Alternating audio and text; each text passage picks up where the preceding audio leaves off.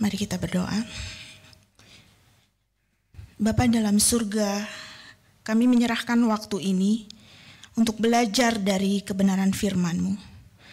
Kuasailah setiap hati kami, berilah pengertian rohani, sehingga firman-Mu tidak berlalu begitu saja, namun tertanam dalam hati kami. Karena hanya Engkau yang dapat melembutkan setiap hati kami yang ada di ruangan ini. Pakailah hamba-Mu yang sangat jauh dari sempurna ini. Terima kasih Tuhan, dalam nama Tuhan Yesus kami berdoa. Amin. Selamat pagi Bapak Ibu dan Saudara sekalian. Hari ini kita akan melihat bagian firman Tuhan yang menginspirasi Martin Luther dalam menciptakan atau menulis lagu Allah Bentengku yang Teguh yang tadi di awal kita sudah nyanyikan ya. Agak susah kayaknya ya menyanyikannya. Tapi mari kita melihat dari Mazmur 46. Mazmur 46 adalah firman Tuhan, bagian firman Tuhan yang menginspirasi Luther untuk menciptakan Allah Bentengku yang Teguh. Mazmur 46, kita akan membaca secara silih berganti. Apakah itu terlalu kecil? Ya, kalau terlalu kecil mungkin Bapak Ibu bisa melihat dari Alkitab ya. Kita akan membaca silih berganti. Saya akan membaca terlebih dahulu, lalu Bapak Ibu Saudara dapat menyambutnya, gitu ya. Allah, kota benteng kita. Untuk pemimpin biduan dari Bani Korah dengan lagu Alamot nyanyian.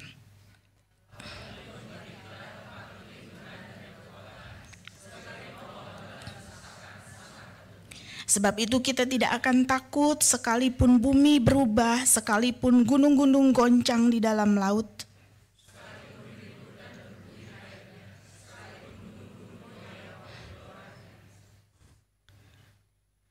Kota Allah, kediaman yang maha tinggi, disukakan oleh aliran-aliran sebuah sungai.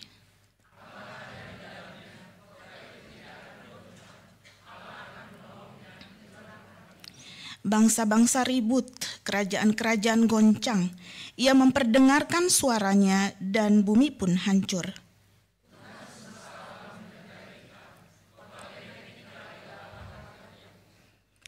Ya, dia tidak tulis selahnya ya.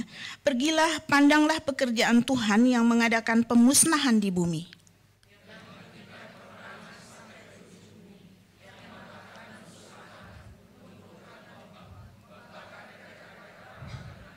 Diamlah dan ketahuilah bahwa akulah Allah, aku ditinggikan di antara bangsa-bangsa, ditinggikan di bumi.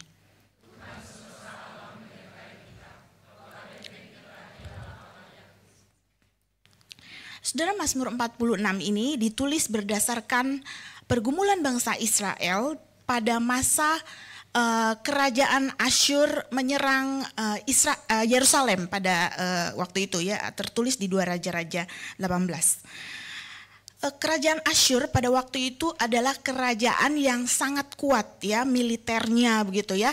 Salah satu merupakan negara adidaya. Dan pasukan Asyur waktu itu mengepung dan meneror penduduk Yerusalem dengan ejekan yang sangat meresahkan bangsa Israel dan para pemimpin Yerusalem. Namun dalam keadaan yang sangat kritis dan terjepit, mereka berseru kepada Tuhan, dan Tuhan pada malam itu juga bertindak.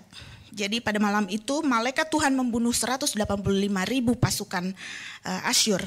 Akibatnya pasukan Asyur menarik diri dan kembali ke negara mereka. Dan ini membuktikan bahwa kuasa dan keperkasaan Tuhan ketika umatnya sedang dalam ancaman ya, kesulitan dan tekanan. Yerusalem memang memiliki benteng sama seperti bangsa-bangsa yang lain. Tetapi bagi bangsa Israel, benteng perlindungan yang sejati adalah di dalam Allah sendiri. Nah, kalau kita tadi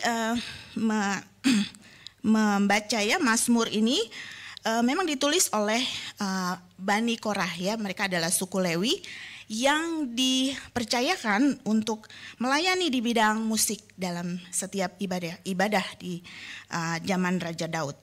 Nah, menariknya Mazmur 46 ini memang di Alkitab bahasa Indonesia tidak tertulis ya, tetapi saya cukup buat saya menarik ya, karena ditulis di Live Application New Bible Study mengatakan bahwa lagu ini, Mazmur 46 ini khusus dinyanyikan untuk para soprano. Ya, jadi untuk para wanita yang mempunyai, biasanya bisa menyanyikan dengan nada yang tinggi ya, khusus untuk soprano saja. Nah, menarik juga di Mazmur 46 ini, tadi ada sela-sela gitu ya. Mazmur 46 hanya 12 ayat, tetapi kita diajak untuk berdiam diri, sela sampai 3 kali. Gitu ya. Oke. Nah, saya membagi Mazmur 46 ini menjadi 3 bagian ya. Yang pertama adalah keyakinan dalam perlindungan dan kekuatan Allah. Itu di ayat pertama dan sampai keempat itu ya. Keyakinan dalam perlindungan dan kekuatan Allah. Kalau saudara memperhatikan Mazmur ya, beberapa Mazmur itu ada yang diawali dengan sedih ya, galau ya, merasa tidak mendapatkan ketidakadilan, lalu kemudian diakhiri dengan keyakinan bahwa pasti Tuhan akan menolong, pasti Tuhan akan memulihkan gitu ya. Tetapi Mazmur 46 ini dimulai dengan keyakinan yang kokoh, kepercayaan penuh akan perlindungan dan kekuatan Allah. Jadi Allah sebagai tempat perlindungan, sebagai sumber kekuatan dan penolong bahkan dalam kesesakan. Ya, karena tadi backgroundnya ya, mereka Tuhan memberi kemenangan kepada mereka terhadap kerajaan Asyur ya. Kalau di masa sekarang, di saat ini ya saudara, manusia atau orang-orang mencoba mempunyai tempat yang aman, berlindung begitu ya. Biasanya memasang pagar di rumahnya gitu ya, yang tinggi-tinggi, yang kuat gitu, kokoh ya, atau dipasang CCTV ya di beberapa sudut di rumahnya ya, dengan tujuan supaya aman ya, terlindungi gitu ya. Tapi kalau di Lipo Karawaci ini banyak kita tidak berpagar ya rumahnya ya, tetapi ada security-nya ya, beberapa lapis gitu ya, dengan tujuan memang supaya kita aman, terlindungi gitu ya. Nah, di zaman Perjanjian Lama biasanya kerajaan-kerajaan juga membangun tembok-tembok yang sangat kokoh begitu ya. Untuk apa? Supaya mereka terlindungi dari musuh-musuh mereka. Namun pemazmur di 46 itu dengan sangat yakin dan pasti bahwa perlindungan mereka hanya di dalam Allah yang merupakan sumber kekuatan, tempat perlindungan dan penolong dalam kesesakan. Di ayat kedua, Mazmur ini menggambarkan keadaan yang sangat-sangat sulit ya, keadaan yang bergelora, keadaan yang menakutkan bagi mereka, yaitu sekalipun bumi berubah, gunung-gunung goncang di dalam lautan, air yang berbuih, sekalipun gunung-gunung yang bergoyang begitu ya. Nah, sebenarnya kalau kita melihat bencana alam yang ada di dunia ini ya, entah itu banjir, entah itu tanah longsor, atau mungkin angin tornado dan lain sebagainya, itu menunjukkan bahwa kita manusia, sepandai-pandainya manusia, sejenius-jeniusnya manusia, tidak akan pernah sanggup mengontrol alam semesta yang ada di dunia ini. Tidak akan pernah terhindar bahkan ya dari apabila ada bencana di bumi ini. Tapi Allah kita berkuasa atas alam semesta yang ada di dunia ini. Karena Dia yang menciptakan alam ini. Jadi tidak ada alasan sebenarnya saudara untuk kita merasa takut berkepanjangan. Karena Allah kita lebih besar dari segala sesuatu yang menakutkan yang terjadi di bumi ini. Maksudnya perasaan takut saudara bukan berarti kalau kita sedang takut berarti kita tidak beriman dan tidak alkitabiah ya. kita pasti ada rasa takut, kita masih hidup di dunia ini dan Tuhan mengizinkan ya ada masalah, kesulitan. Namun perasaan takut yang membuat kita tidak tenang yang dimaksudkan di sini adalah perasaan yang mengandalkan diri kita sendiri ya, karena kita merasa mungkin mau mengendalikan semua yang ada di sekitar kita, pada diri kita juga ya. Tapi waktu kita tidak bisa mengendalikan diri kita sehingga kita tidak tenang, itu menunjukkan bahwa kita lebih mengandalkan diri kita, kekuatan kita. Dan pemazmur mengajak kita untuk menjadikan Tuhan sebagai satu-satunya kekuatan, penolong, dan perlindungan. Lalu di ayat keempat ini kita diajak untuk berdiam diri. Selah yang pertama. Menariknya juga di Life Application Study Bible itu tidak ditulis sebagai selah, tetapi interlude. Nah, kalau Bapak Ibu tadi perhatikan, Astrid selalu beberapa kali mengatakan interlude, begitu ya, interlude, begitu ya. Artinya bahwa di interlude itu kita tidak menyanyi, hanya pemusik saja yang memainkan melodi-melodi, sehingga kita bisa berdiam sejenak. Spurgeon mengatakan bahwa sangat baik apabila kita berdiam sejenak saat menghadapi masalah atau ujian yang hebat. Namun seringkali kita lebih banyak berbicara dalam keadaan yang terburu-buru ya. Waktu kita terburu-buru, hati kita tidak tenang ya, pasti bergetar gitu ya, karena pikiran juga sangat-sangat khawatir begitu. Lalu sewaktu kita meletakkan jari-jari kita ke alat musik, dalam hal ini musik petik begitu ya, sehingga karena kita tidak tenang, kita buru-buru sehingga menghasilkan melodi yang berantakan dan merusak melodi dalam sebuah lagu. Artinya bahwa pada waktu kita sedang bergumul, sedang mempunyai beban yang sangat berat, seringkali kita harus belajar untuk berdiam diri, untuk interlude, untuk selah di hadapan Tuhan. Mengingat janji Tuhan, menyerahkan segala sesuatunya kepada tangan Tuhan. Karena Tuhan yang mengontrol hidup kita, kedaulatan Tuhan atas hidup kita adalah yang terbaik. Tuhan tempat perlindungan dan kekuatan, penolong dalam kesesakan. Yang kedua, saudara, keyakinan ada damai di dalam Allah di ayat 5-8. Pemazmur menggambarkan kota Allah atau kediaman yang maha tinggi itu dengan berlimpah air yang tenang ya, sangat beda dengan air yang digambarkan di ayat 3 yang tadi ya. Air yang di ayat 3 itu air yang bergelombang, air yang berbuih, menimbulkan keributan. Tetapi ini air yang tenang. Kenapa? Karena di ayat 6 ada dikatakan karena Allah ada di sana. Ada Allah bersemayan di sana. Allah ada di dalamnya. Sehingga kota itu tidak akan goncang. Allah berkuasa atas alam semesta ini, saudara. Lalu ayat 8 dan juga akan muncul lagi di ayat 12. Tuhan semesta alam menyertai kita. Kota benteng kita ialah Allah Yakub. Saudara, siapakah Yakub? Yakub kita tahu penipu ya saudara. Seorang penipu, berani bergulat dengan Allah ya. Tetapi apapun keadaan Yakub, Tuhan mengasihi Yakub.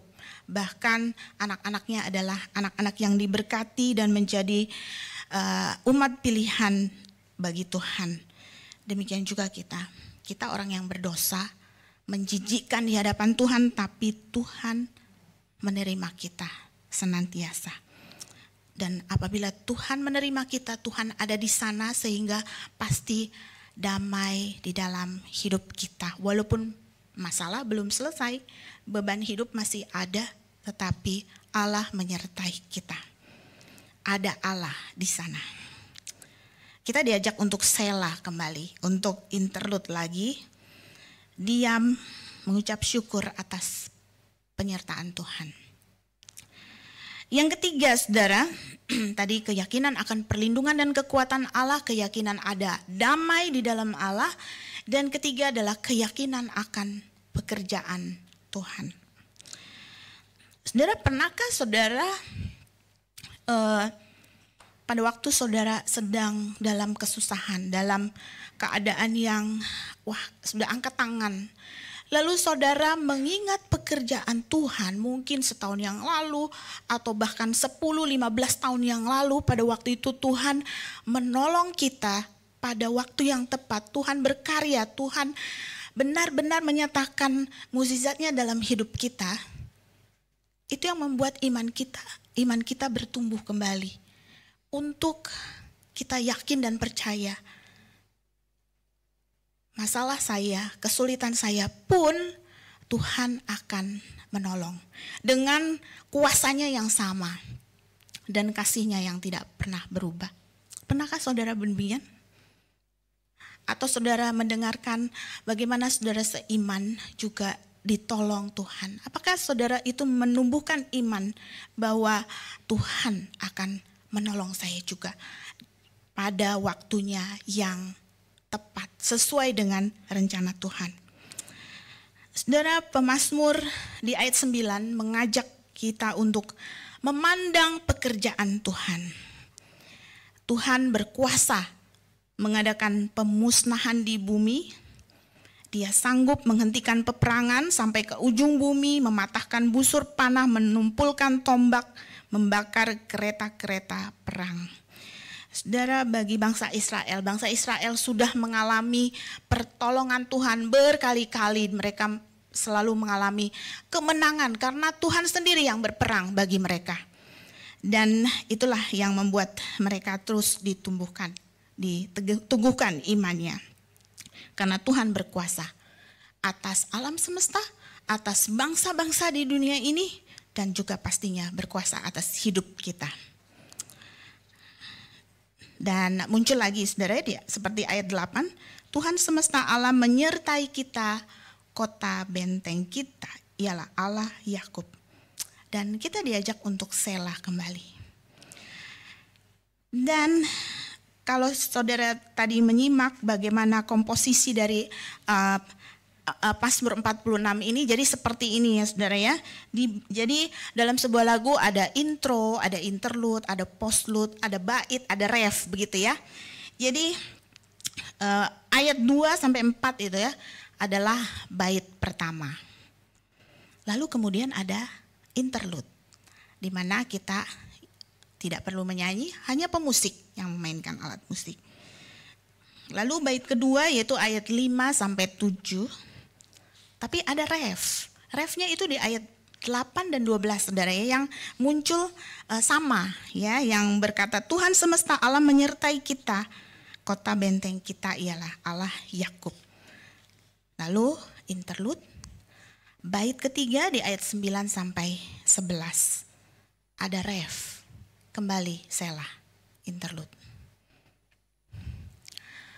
Saudara, Martin Luther menulis lagu A Mighty Fortress is Our God atau Allah Bentengku yang Teguh dari KPPK 387 ini terinspirasi dari Mazmur 46 yang baru saja kita baca dan kita pelajari, yang menggambarkan Tuhan sebagai perlindungan dan kekuatan bagi umatnya di tengah kesulitan. Ya, saya yakin banyak dari kita yang sudah tahu siapakah Martin Luther itu ya.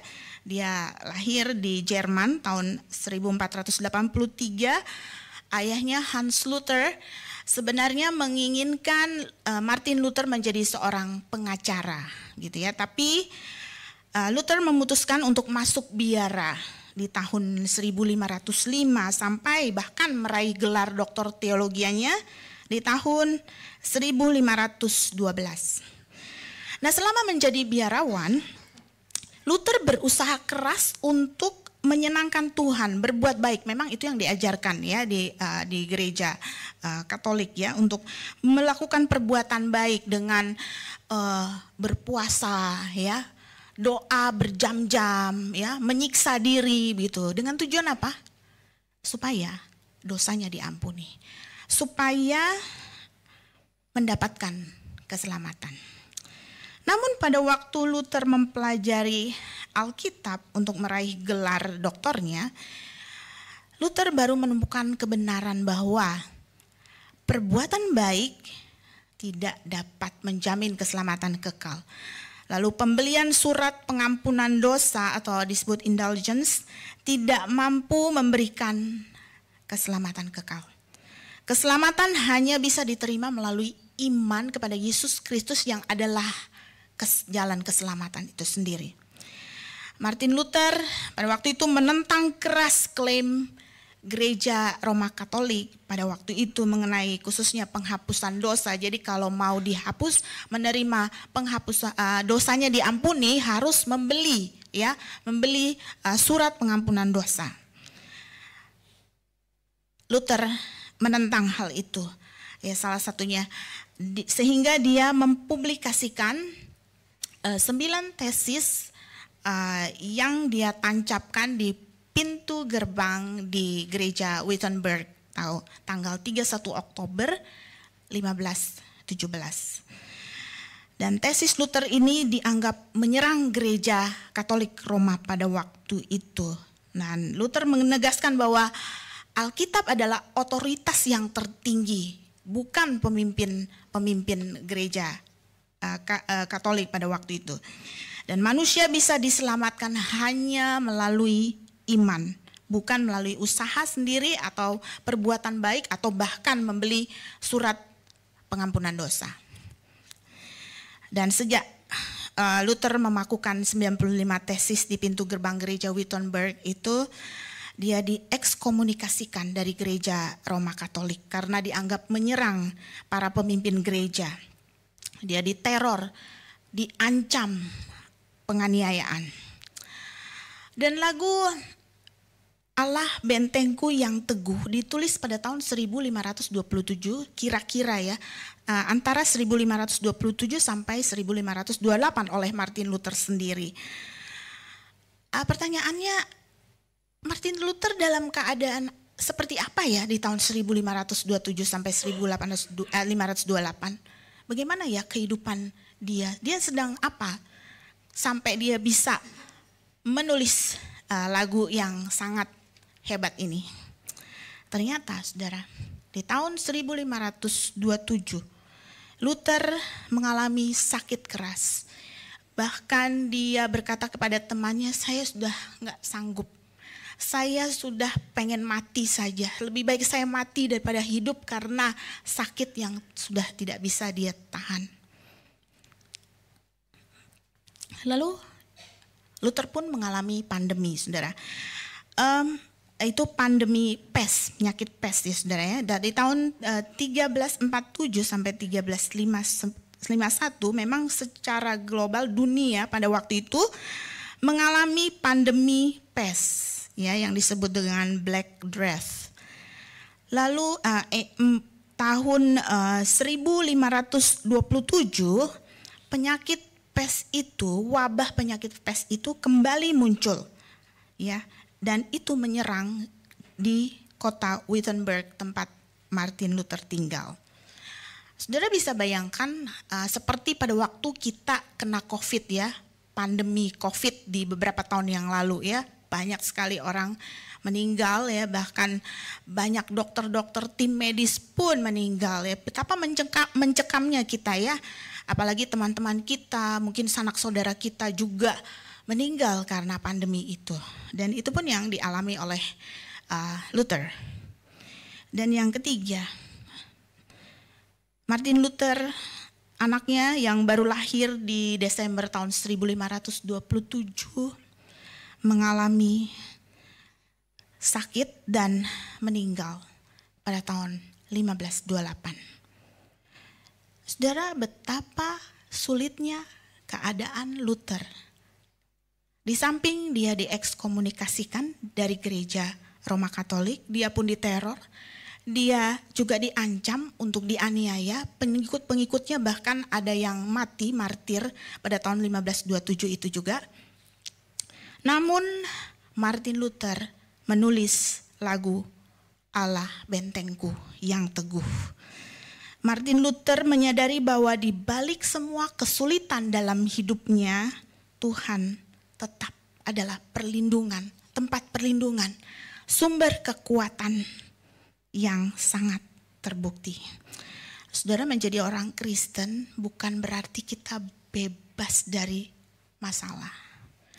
Menjadi orang Kristen bukan berarti kita bebas dari segala hal yang menyakitkan. Namun ingatlah bahwa Allah adalah tetap sumber kekuatan kita. Dunia ini adalah dunia yang sudah dirusak oleh dosa. Oleh sebab itu, kita tidak akan mungkin terlepas dari setiap masalah, beban, kesulitan, ancaman, sakit, penyakit. Namun, jadikan Tuhan Allah bentengku, tempat perlindungan, tempat sumber kekuatan, sumber pertolongan bahkan dalam kesesakan. Ingat, Martin Luther menulis lagu ini bukan dalam keadaan yang baik.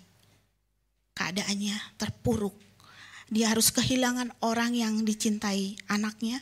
Dia harus sakit dan bahkan dia ingin mati.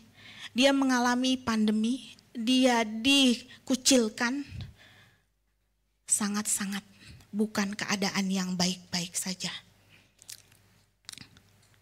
Tuhan, tempat perlindungan, kekuatan, sumber pertolongan. Dan apabila ada Tuhan di sana, Tuhan memberikan damai. Walaupun masalah masih ada, saudara. Dan ingatlah, tetap ada pertolongan. Tuhan yang sudah menolong kita dulu, sekarang, pasti, dan bahkan untuk di masa yang akan datang. Mari kita menghayati setiap kalimat dari lagu ini. Allah bentengku yang teguh.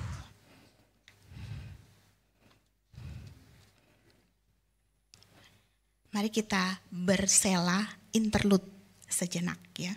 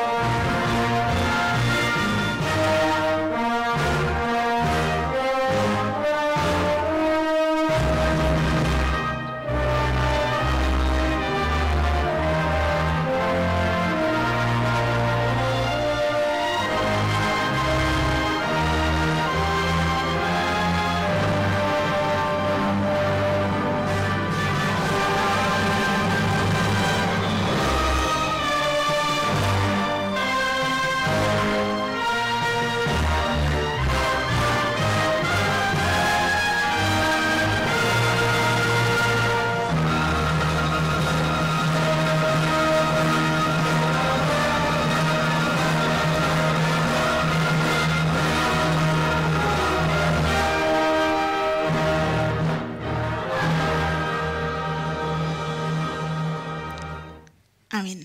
Martin Luther sudah memberikan warisan yang sangat baik melalui lagu ini. Saudara, izinkan saya untuk menceritakan tidak lebih dari 5 menit ya saudara. Bagaimana Tuhan menolong saya puluhan tahun yang lalu. Sehingga pada waktu saya menghadapi masalah, saya selalu ingat kejadian itu. Dan saya yakin Tuhan yang sama yang saya layani sampai hari ini akan menolong saya. Kenapa saudara saya kuliah di Singapore Bible College? Jadi pada waktu itu saya kuliah di sebuah STT dan rektornya, pemimpin sekolah itu ya, sekolah tinggi teologi itu di Jogja, mengatakan kepada saya dan teman saya bahwa mereka akan memberi beasiswa kepada kami untuk sekolah di Singapore Bible College ya, di SBC. Sampai kami lulus, nanti kalau sudah lulus kembali dan menjadi pengajar di STT tersebut. Nah, singkat cerita akhirnya saya nggak detail ya karena waktu, sampai kami diberi memang pada waktu itu di awal sekitar $300 dan rektor itu berkata dan berjanji jadi setiap bulan nanti akan dikirim uang ya sampai kami lulus gitu ya. Jadi akhirnya kami sudah dengan teman saya sudah sampai di SBC. Bulan pertama kami harus bayar ya, bayar untuk bisa punya student pass, kami harus vaksin karena pemerintah Singapura mewajibkan ya, nggak boleh ada yang sakit-sakit lah begitu ya dari bangsa lain gitu. Dan kami harus beli buku, keperluan sehari-hari habis ya, hampir habis begitu ya. Lalu kami menantikan di bulan kedua supaya kami diberikan uang kan sesuai dengan janjinya ya begitu ya. Tetapi sampai pertengahan bulan kami tidak mendapatkan bantuan itu, beasiswa itu ya. Jadi saya berusaha telepon ya. Zaman waktu itu belum ada HP ya saudara ya, tahun 80-an ya. Kita langsung bisa HP, kita bisa japri, itu nggak ada ya. Waktu itu kita harus interlokal. Nah interlokal itu mahal ya. Jadi kami kalau malam itu murah, tapi kalau pagi itu mahal, apalagi luar negeri gitu ya. Tetapi tidak ada jawaban saudara. Kami tulis surat kepada STT itu, kepada rektor itu juga tidak ada balasan. Sehingga teman saya akhirnya memutuskan untuk kembali ke Indonesia. Dia bilang, Joyce nggak mungkin kita bisa bertahan ya, 4 tahun nih, bukan 4 hari, 4 minggu ya. 4 tahun, bagaimana? Uang dari mana gitu ya. Akhirnya dia kembali ke Indonesia. Dan 1 minggu akhirnya saya juga memutuskan untuk akan kembali ke Indonesia ya. 1 minggu sebelum saya mau kembali ke Indonesia, saya melihat kami ada mailbox ya. Setiap mahasiswa ada mailbox di situ. Biasanya surat atau paper kami ada di situ. Dan di situ ada amplop berwarna coklat. Di dalamnya ada $100 saudara. Yang sampai hari ini saya nggak tahu siapa yang kasih. Teman-teman saya tanyain nggak ada yang ngaku sampai hari ini ya. Dan dengan $100 itu bisa bertahan hidup di Singapura pada waktu itu mepet lah 3 minggu lah gitu ya. Tetapi Tuhan memberikan iman kepada saya nggak tahu gimana. Saya diberi iman bahwa Tuhan akan menolong saya sampai saya lulus. Walaupun pada waktu itu saya nggak tahu ya. Bagaimana caranya? Memang akhirnya saya bisa melayani di 2 gereja sehingga mereka yang mensupport saya. Masalah pertama sudah selesai. Masalah yang kedua. Pada waktu itu kita anak musik itu harus memilih major ya saudara ya. Alat musik apa yang kita pilih sebagai yang fokus kita gitu ya. Jadi bisa major piano, pipe organ, vokal atau ada namanya composition gitu ya. Saya mau memilih piano karena saya berpikir di Indonesia lebih memerlukan pemusik ya. Kalau vokal banyak orang Indonesia sudah bisa ya, nyanyinya bagus-bagus begitu ya. Jadi saya pipe organ tidak mungkin karena di gereja saya tidak ada pipe organ. Akhirnya saya disuruh main ya, diminta main oleh dosen pianonya. Saya main dari Johann Sebastian Bach itu Prelude, dan saya merasa saya sudah memberi yang terbaik karena nilai saya piano di sekolah di Jogja itu bagus gitu ya. Tapi dosen piano itu mengatakan kalimat yang tidak pernah saya lupakan sampai hari ini. Joyce, your standard is too low, Joyce. I cannot accept you as my student. Dia bilang begitu dengan keras. Saya sangat shock. Too low berarti standar saya sangat-sangat rendah. Dan saya berjuang, saya bilang tolong kasih saya kesempatan. Gak bisa dia bilang. Kamu pindah aja ke vokal atau apa yang lebih mudah begitu. Saya bilang saya enggak, saya maunya major di piano. Dan akhirnya dia memberi kesempatan selama 1 semester dan saya setiap hari harus berlatih 4 jam, 3 jam, 4 jam di samping mata kuliah yang lain. Saya harus juga fokus. Akhirnya kayaknya dia terpaksa sih menurut saya ya, dosen musik piano ini terpaksa menerima saya karena standar saya memang jauh dari teman-teman saya yang lain. Tapi dia mungkin melihat kesungguhan saya berlatih sampai berjam-jam, jadi dia mungkin kasihan gitu ya. Itu masalah kedua sudah teratasi. Masalah ketiga, saudara, di Singapore Bible College waktu itu baru saja membuka jurusan musik gereja. Jadi kami adalah angkatan keempat, ya saya adalah angkatan keempat. Dan peraturannya itu masih belum fix ya, ada yang ditambah-tambahin ya, karena mereka baru saja. Mereka membuat peraturan seperti ini. Pada waktu kami sudah di tingkat kedua, bahwa kami kalau mau diwisuda harus punya sertifikat ABRSM atau Royal London ya, mungkin yang belajar piano atau musik tahu maksud saya ya, baik teori maupun praktek sampai grade 8. Saya aja baru tahu ada waktu itu ya, saya baru tahu ada seperti itu ya, peraturan seperti itu, dan ada ujian yang harus dari grade 1, grade 2 sampai grade 8 begitu ya. Kami tidak tahu. Itu tahun 89 saudara ya. Jadi kalaupun misalnya ya radikal nih, nilai kami dari SBC itu A semua mata kuliah, tetapi tidak punya sertifikat itu, baik praktek maupun teori, kami tidak bisa diwisuda, begitu. Nah, secara logika ya, biasanya yang belajar musik untuk mendapatkan sertifikat grade 8 itu bertahun-tahun, saudara. Grade 1 ujian, belajar, baru grade 2 ya, gimana? Pak Timothy tahu ya, atau Joshua ya, sampai grade 8. Kami hanya punya 1 tahun lebih, karena tahun ketiga kami harus fokus di concert recital. Dan itu yang membuat dulu satu kelas saya ada 14 orang. Karena peraturan itu mereteli, bahasa Jerman ya, mereteli sehingga tinggal 5 orang, termasuk saya. Ini orang-orang nekat sedunia kalau saya pikir ya dulu ya.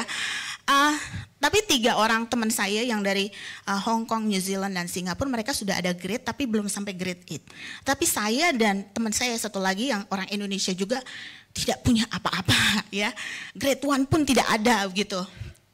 Dan singkat cerita, kami harus berjuang, kami harus les ya sehingga mendapatkan grade 8 itu. Saudara, jurinya harus dari London sana ya. Kami harus mendatangkan juri itu sampai kami mendapatkan sertifikat itu. Saudara, ada hal yang lain tetapi saya tidak mau ceritakan, tetapi yang saya mau tekankan di sini adalah Tuhan, kalau kita mengandalkan Tuhan, pasti Tuhan akan menolong kita. Pada waktunya, masalah kesulitan kita pada hari ini, Tuhan yang sama yang pernah menolong kita. Mungkin tahun lalu, puluhan tahun yang lalu, Tuhan yang sama dengan kuasanya yang tidak berubah, dengan kasihnya juga yang tidak terbatas akan menolong kita pada waktunya, sesuai dengan waktu dan rencananya. Dia tempat perlindungan kita, sumber kekuatan dan pertolongan. Dia ada bersama-sama dengan kita di perahu yang sama. Terakhir kita lihat video ini.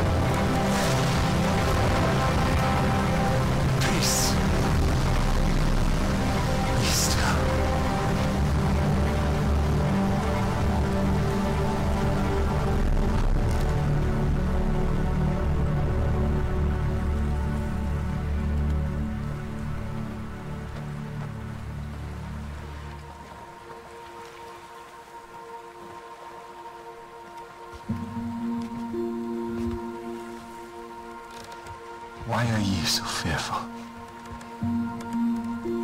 How is it that you have no faith?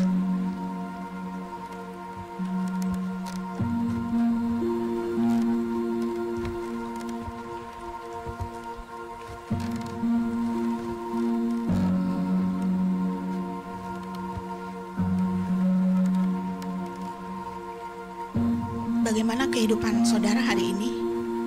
Baik-baik saja, puji Tuhan. Namun apabila saudara dalam pergumulan, dalam kesulitan, dalam beban, memikul beban yang berat, ingat Tuhan ada bersama dengan kita di kapal yang sama. Dia akan menghardik gelombang hidup kita. Tetap jadikan Tuhan sebagai tempat perlindungan, sumber kekuatan dan pertolongan kita. Tuhan akan berikan damai kepada kita. Ingat pekerjaan Tuhan.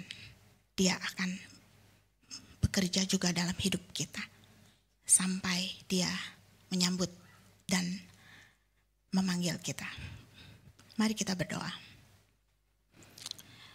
Bapa, penyampaian firman-Mu sudah berhenti, namun kami mau terus menjadikan Engkau tempat perlindungan kami, sumber kekuatan, pertolongan.